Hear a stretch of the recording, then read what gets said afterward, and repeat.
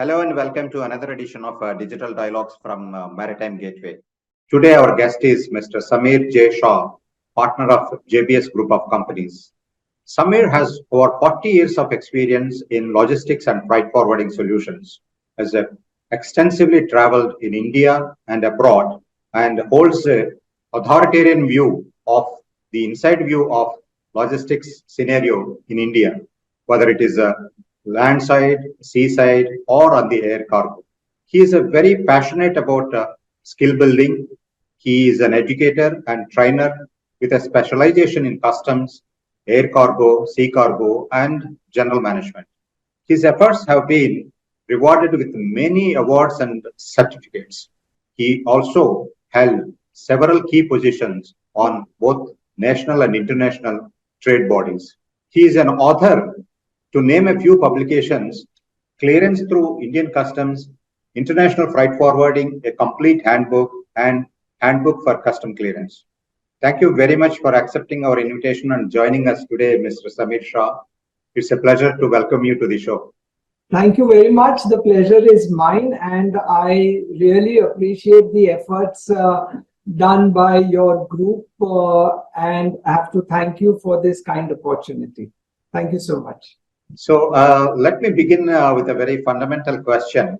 You have been in the thick of customs industry as a custom broker, an educator, and closely observing the regulatory framework for more than 4 decades now.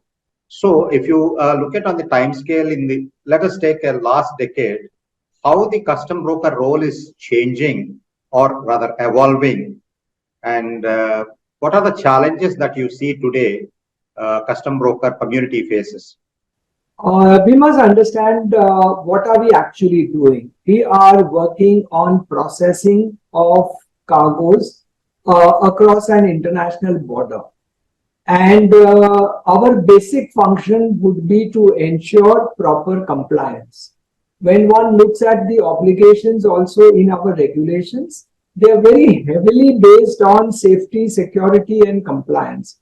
So in one manner, I am a compliance officer, and I have remained that right from 1962, that I have been responsible for compliance on account of the importers and the exporters whom I represent. And it is my responsibility to not only advise them, but to also ensure that they follow the advice, which has to be based on legal compliance issues.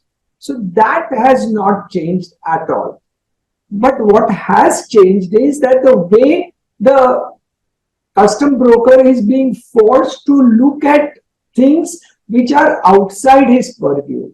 The definition of a custom broker under the Customs Act or under the various regulations under which we are licensed has not really undergone a major change at all. But we are expected now to be real multitaskers. Earlier, I heard you saying that I've been working for 40 years, so I've seen this whole industry undergo multiple changes. Earlier, my job was to file a document, process it through customs, and give the delivery. I was not really expected to deal with anybody other than the custodian. Today, I am expected to deal with every other possible stakeholder other than myself. I am expected to finance every of those activities. I am expected to take ownership of every activity that the stakeholder has to do with respect to an individual custom clearance. So now suddenly I am responsible for transportation, packaging, certification, maybe even fumigation, palletization, carrier issues, legal issues with the participating government agencies, and the standard answer one gets from the exporters and the importers: you have to do it. The sad part of it is that while we have become multitasking companies, we are taking so much more responsibility. We are investing so much in terms of knowledge and infrastructure. The EXIM community has not been reciprocative with the same amount of respect or even the same amount of increase in remuneration which they should have been doing. They expect that we will be consulted before the transaction. They expect that we will be consulted after the transaction, but there is never a discussion of compensation. So I think as an industry, we have undergone a lot of changes, though our core remains the same. And in adding all these values, somewhere our respect is unfortunately, instead of increasing, getting reduced, and so is our remuneration. So you mentioned there's a lot of multitasking and challenges. So how do you see the Indian custom community gearing up to meet this kind of multitasking today? See, the computer has made it easy for all of us. There is a lot of information that the government has put out in the public domain, which is available to me on my screen itself. So it is a bit easy for somebody who has been able to adapt to understanding the macro issues in the movement across borders, the macro issues in the trade agreements, the macro issues as viewed by the foreign trade office. Once I have understood the macro issues, for me to implement the micro, I only need to be good at English, which you will notice that across the country, custom brokers are speaking very good English, which was not the case maybe a decade back or a decade and a half back. We are also, at whatever stage we may be in our careers, we are all learning how to use the computer systems very effectively. Most of the custom brokers can answer any questions just by referring to their smartphones. So that sort of a change has come in. In addition to this, the Federation of the Custom Brokers Association, that is the FFAI, and the Logistics Sector Council, and a large number of smaller institutions also, each of them is working to impart skills to the existing custom brokers. And in the last 2-3 years, a very welcome change has come, and that is that the custom brokers are now realizing that their offices are not as good, as efficient, or as capable as the leader of the organization, but as the entry level person. And now we are seeing a lot of investment happening in training and upskilling the entry level people. So that is what is the biggest, most welcome change that we are noticing over here in this space. So we talked about the operational side of it, but earlier we have seen there are a lot of trust issues when related to customs broker, either from the regulatory side or even from the shipper side. So what has been done to actually change the image of the custom broker? And you mentioned about exiguity not extending the kind of respect. So what do you think are the reasons, and then what do you expect from them to do to be very proactive and then understand the custom broker in the real sense?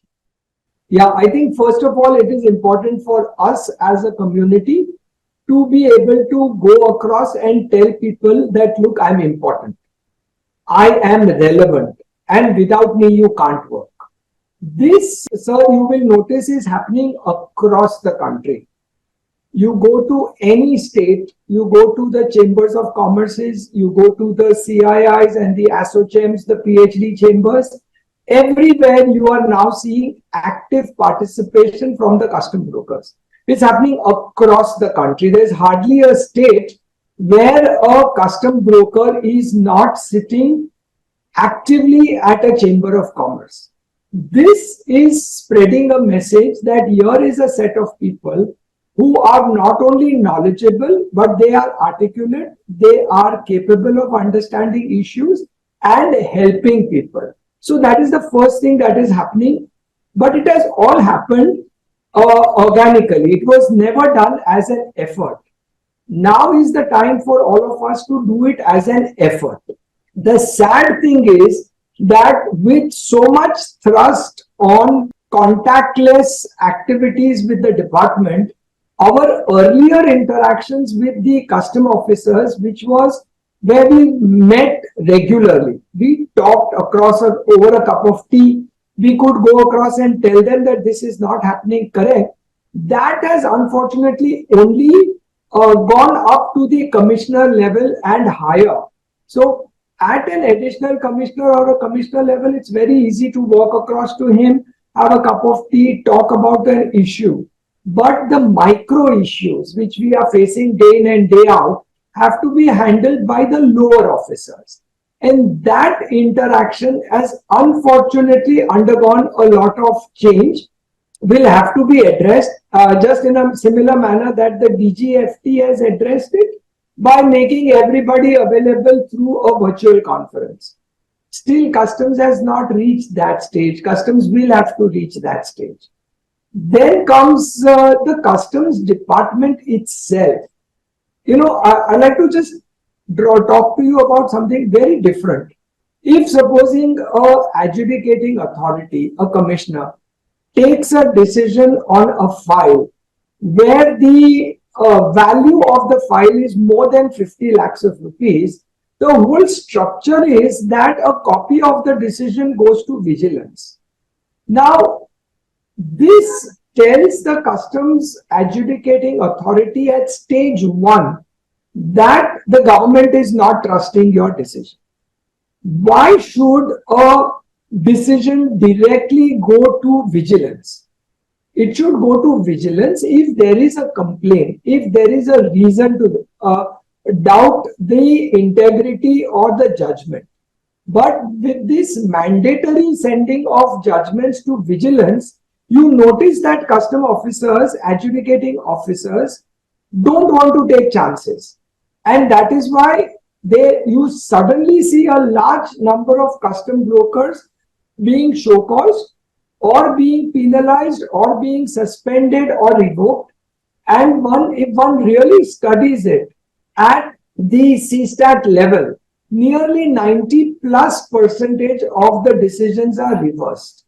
So somewhere the administrative structure of the government needs to be looked at to stop the poor average custom broker from being victimized for no fault on his part. So even if he is not involved, the officer tells you very often, quite openly also, you take a resolution from the higher authority, I am not going to do it. So that is the reason why you suddenly notice that at one side, industry is slowly warming up to us. They're still not talking remuneration, but they're still warming up to us. But the regulators are suddenly becoming more hesitant in letting us work very freely and openly. That brings me to the question. See, on one side, we understand that customs department has become very proactive in adopting digitalization and then very proactive in bringing a lot of forms. I see many regulatory documents are coming in a quick succession. So which sees that they have moving very fast. On the other side, I hear, like you mentioned, it has become rather over-regulatory and then too much of authoritarianism, like how you. So, how do you see on the both sides of this customs department? Let me answer your question slightly differently. Do we need so much of digitization? Do we need so much of system-driven processing? The answer is a very big yes. We must recognize that India does today around 54,000 transactions every day on movement across borders.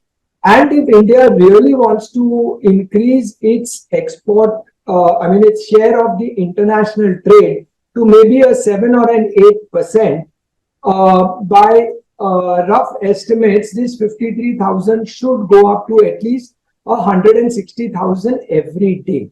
Now, 160,000 transactions spread across 35 cities in India, more than 200 custom stations cannot happen unless we digitize the whole thing. The question is, are we actually prepared for it? The custom brokers took a while. They took 2 or 3 years to accept that yes, digitization is the way forward. And now, if you will look at the custom brokers in India, we are supporting every digitization move that the government is bringing in. But on the departmental side, it has been a top-down approach. It has been force it down, force it down, force it down. So the average officer, the appraiser, the superintendent, the assistant commissioner, are they actually ready for all of this? They are not ready for this. And I wouldn't shy away from saying this at any forum, that they are not ready for so much amount of digitization, so much amount of facilitation and movement to post clearance audit. Yes, slowly their acceptance level is increasing. The systems are getting more and more robust. How does one administer something very smoothly? I would say that one can administer something very smoothly by taking every stakeholder into confidence. This is where the government is lacking. They would do a discussion today and say it's being implemented from tomorrow. At least give the stakeholders 7-8 days to understand the processes, do test runs at different places, and then implement all of them. Even the officers need to be trained correctly into doing it. They need to understand that digitization is not taking away their authority, it is not taking away their policing requirement. It's only making it more simple, more systemized, and they're trying to do it so that when we move from this 53,000 above, it doesn't become a big mess. Like if you look at it in the good old days, like in the 80s or even in the early 90s, there were very clear systems that the assistant commissioners reviewed every query in the evenings. The queries were made. Their queries went out to the importers and the exporters, but they reviewed it. The commissioners reviewed it on a monthly basis with faceless, with other formats. There is no review on the type of queries that are being raised. There is no review on the type of processing that is happening. It's only if you raise it as a specific case that, sir, I think you need to look at this, then only it is reviewed, otherwise it is not reviewed. There is no way, the Customs Act itself, the structure doesn't permit a senior officer to tell a junior officer that you have to work in this manner.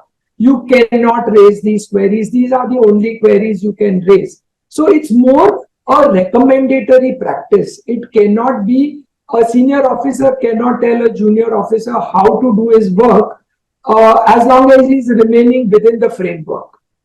So we do need still a lot of debate on these issues. We need to push it further, and the government needs to slow down a bit. They don't need to stop it, but they need to give the stakeholders time. There's too much hurry everywhere, too much hurry. And if you notice, implementation of GST, implementation of the customs wallet, everything took 8 weeks, 10 weeks, 12 weeks to settle down.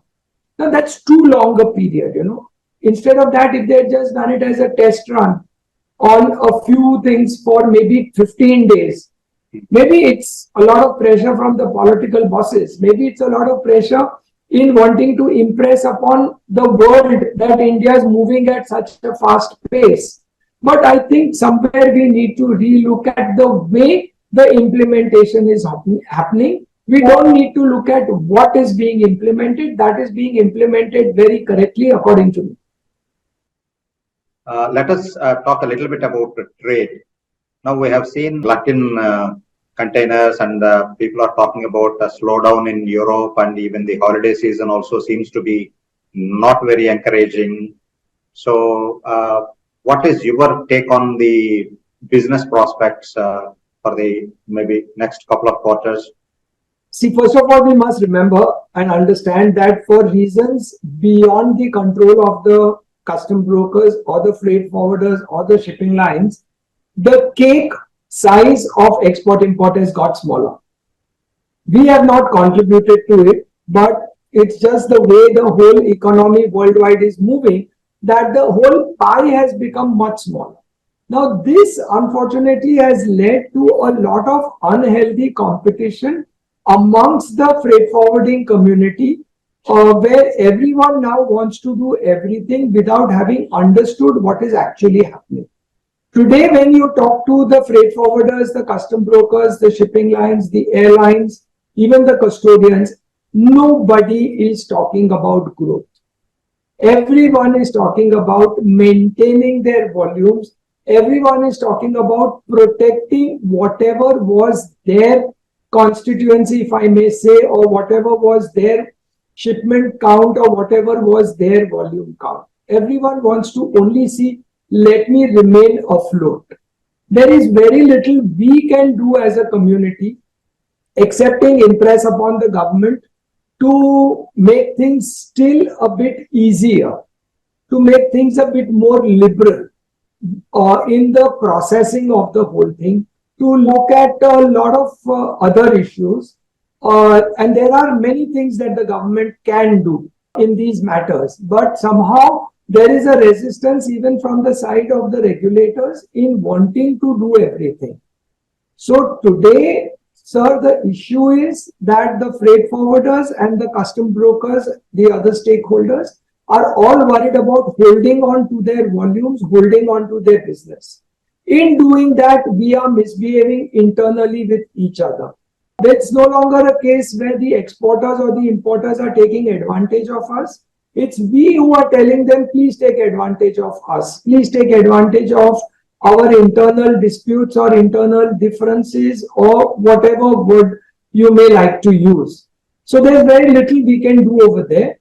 Very little we can do about changing the economy of the world. We are only service providers. We may be a barometer to the actual export-import trade that is happening, but we don't contribute to it. That is something we must understand, because this is a question everyone asks regularly, that what can the custom broker community do or the freight forwarding community do for the economy. I can only work to ensure that processing happens in a better manner. I can work with a certain amount of speed. I can help you with your compliances. I can take away a little of your pain, but beyond that, I can't do much. You mentioned about nobody is talking about growth, and there is a lot of competition. The pie size has become smaller. But on the other side, the government is talking about getting into 5 trillion economy, and then ministry is bullish about making, let's say, 10 billion port capacities in the next 2 decades or so. Do you think all this is too ambitious when you compare with the ground reality?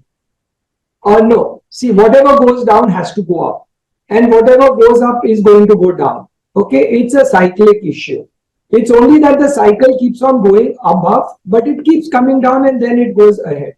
And over 40 years, I've seen 6, 7 of these cycles happening.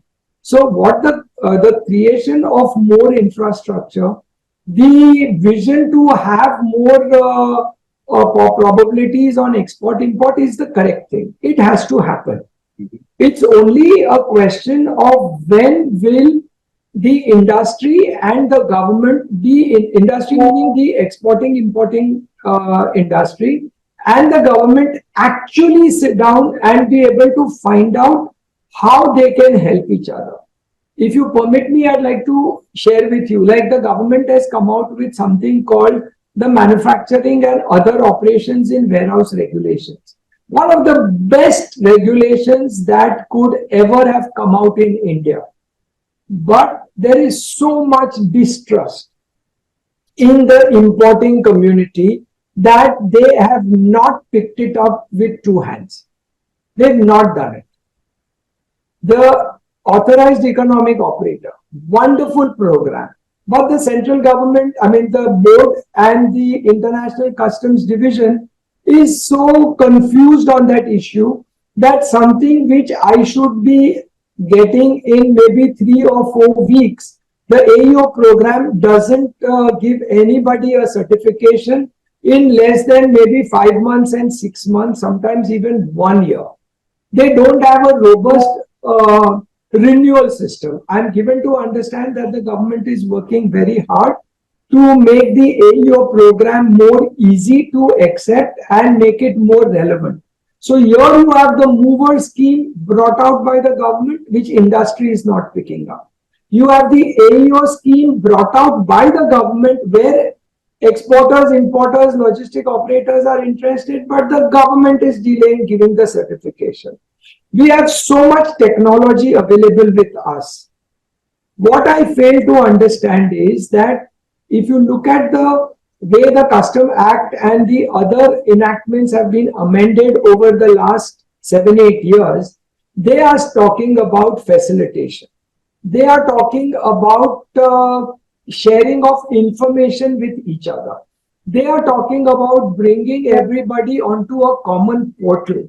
They're talking about so many things together. But then you look at GST refunds, huge issue. You look at custom refunds, it's another big issue which is pending. So when you talk to an average exporter or an importer, for him to say that my 50 lakhs, 2 crores, 3 crores is blocked in the government machinery is a very normal thing. Now, I think somebody in the regulators needs to sit up and look at this. That if all of it is on a common platform, I have to give a GST refund to X company and he has to pay customs duty. Can I just make a journal entry and transfer it? Why do I want to enter into all these processes to refund it to him? So much amount of manpower, so much amount of expenditure, and then I take it back from him. So somewhere I think a genuine, honest discussion is needed with the government accepting that yes, I'm trusting people. I'm shouting at the top of my voice that I want to trust people. Now let me implement the trust. Implementation of the trust is still taking a backseat. So this is what I would like to submit over here. So for the custom broker, which are the skill sets that will be in demand when you look at all the changes that are happening around us? And what is your advice? Youngsters who want to join this community, they should come up with or they should get trained. And also what is being done? Are we a domain-driven industry? Yes, we have always been a domain-driven industry. Nobody was given a license to be a custom broker without checking his ability. So we have always been a domain-driven industry, which means that every person working over here has to have a certain amount of domain knowledge. Earlier, my generation was expected to know everything at the same time. Today's generation is much better off. Today's new generation, the skill sets that they require, according to me, would be a small capsule of domain introduction, that these are the terminologies, these are the macro level issues, this is what the law says. They only need that much. They don't need more than that. Along with that, they need a good working knowledge of the English language. They need to be very good at assessing that information either through their smartphone or through the computer, because now everything is available to them at the press of a button. In our times, we had to search through so many books to be able to find out from where I will get the information. Today, all your searches, all your portals, things are made very simple for them. So their ability to be able to use the digital media to get their information is another skill that they will require. The third skill they will require is like we always complained as, if I can use the word senior custom brokers, that we are working 24/7, we are working 365 days. But actually we didn't work 24/7 or 365 days. We had so many problems to solve which stretched our working hours. For the present generation, they will be in a position to attend to all the work that we did within their office hours. What they need to do is, maybe the companies need to have skeletal staff working after normal office hours till the work starts on the next day. But it will be very simple for them to work within their allotted time period. So to answer your question, a capsule format, domain knowledge, easy access to the systems and the computers, their ability to be able to search and get the answers, a good working knowledge of the English language, because everything is in English, and their ability to put all of this back into the system so that the system can process it correctly. We use the word compliance very often. Now, compliance is basically following the law, ensuring that the law is properly implemented. But compliance for today's worker is his ability to ensure that the correct alphabets, the correct numbers, the correct descriptions are fed in. Because if he feeds that in correctly, the computer is not going to stop it at any point in time. If he makes a mistake, we cannot afford to say, I made a spelling mistake. We cannot afford to say, I put an extra comma or a full stop by mistake. So the meaning of the word compliance at the operating level is going to be very different than the meaning of the word compliance at the higher level. So this is what I think. Now comes the second part of your question as to what is actually happening. The Federation is in dialogue with the board to relook at the way the customs examinations are conducted. Because somewhere we are still stuck in the old formats of examinations, but we want to do everything on the computer. Now, when I am supposed to implement the law, you cannot test me on MCQ model. You cannot test me on MCQ model. You have to be able to judge whether I've understood the law. But what am I being tested on just now? Do I know who the proper officer is? Do I know the value limits? Do I know this? Do I know that? That is something which is dynamic. You need to be able to test me more on the macro issues when you want me to become a custom broker. When you want my staff to sit for the G card examination, you have to balance it out. The regulations say ability with local language, and the examination is in English. Now these two don't match at all. If I am permitted to work in customs on a G card with my ability with local language, either you take my exam in local language or you put it over there that no, you have to know English if you want to even work as a G card holder. So all these clashing points are being discussed, and I think soon we should come out with a better format of giving more domain knowledge, testing the ability. As a result, the implementation would improve. What can you do for us? Okay, now today when we go to the various, we've undertaken a program to be able to go to 100 colleges or schools at the 12th level or at the SY second year, third year level of graduation, to make them understand what is logistics. Specifically for me, what is exim logistics, what are careers, what are entrepreneurship options open for them. Now, when we go there, what we notice is that most people have no idea about logistics. Parents have no idea about logistics. Now, for that 17, 18, 19-year-old, the decision is made by the parents. The decision is not made by the person himself. If he is at least in TY, he might still, third year, he might still decide that I will take the decision. I think media houses like yours should go out of our area like there are about 18 or 20 wonderful publications doing great work like you, but you're all working within our industry only. Somewhere you need to be able to broad base that, so that the acceptance in society, the acceptance at a lower common man's level that yes, logistics is a good industry should come out. See, Right. that's what the IT industry did. They were a self-help industry. But somewhere the media and everyone supported them. The educational institutions supported them.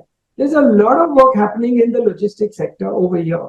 But we need help from friends like you who have an influencing ability. So this is what I would like to appeal to you and to the other media houses, that you need to help us with this. So on that note, thank you very much, Samirji, for joining us today and sharing your valuable insights into the changing role of a custom broker, and then the regulatory changes, and how the customs department still do a lot of introspection, even the perspective of exim community towards custom broker should change. So a lot of information, a lot of insights. Thank you very much. Thank you so much. All the very best.